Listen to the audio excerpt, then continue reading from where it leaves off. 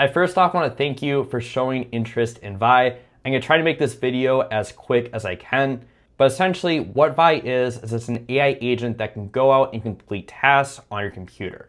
And it's really useful for someone who needs quick and simple automations where spending hours setting up an N8N template or a make.com template doesn't really make sense.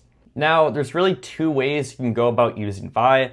The first one is prompting, and how that works is you know how you prompt ChatGPT to go out and do research and give it details of like what exactly you need to do research on? Vi kind of works the same way, only it does things on your computer instead of researching. So as you can see in this example here, I gave it a pretty detailed description of what exactly I want to do for completing a task on my computer.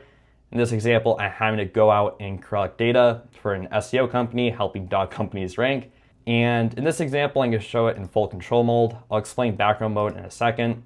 But when you click this arrow, what this is going to do is it's literally going to go out and control your computer kind of like what a human would.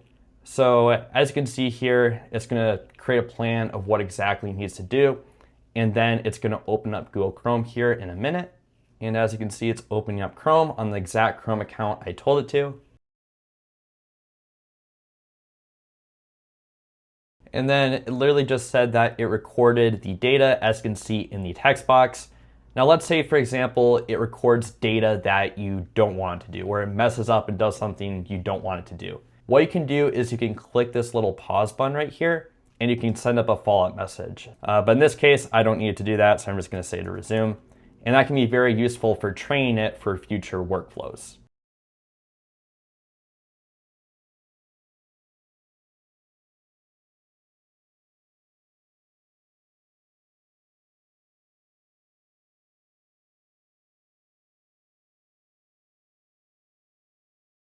So as you can see, it completed the task that I told it to do. Now let's say you want to save this automation for future use. One thing you can do is you can click this follow-up box right here, and you can say save this as a workflow.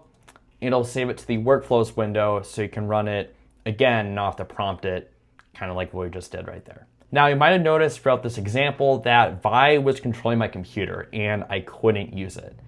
Now let's say that you want to run the background so you can still use your computer. What you can do is you can click this arrow right here and you can select background mode. Now it's really important to note that when Vi is using background mode, it can only access text documents on your computer as well as your web browser. So for the task that we asked it to do right here, it was able to do it because it was all through a web browser. But let's say you wanted it to go out and open apps on your computer like Final Cut Pro or Photoshop. It's not going to be able to do that while in background mode.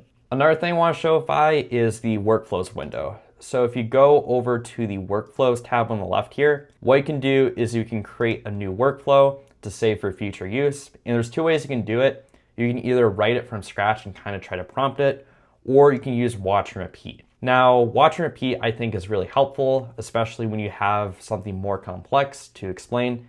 And essentially how that works is you explain to the computer, kind of like we would to coworkers. So you'd be like, hey, I want to go copy this document to this place, yada, yada, yada. And you explain that as you're doing it. And then it'll save that workflow for future use. So some workflows I personally created were ones for doing like influencer outreach or for, commenting on other people's posts and gain engagement.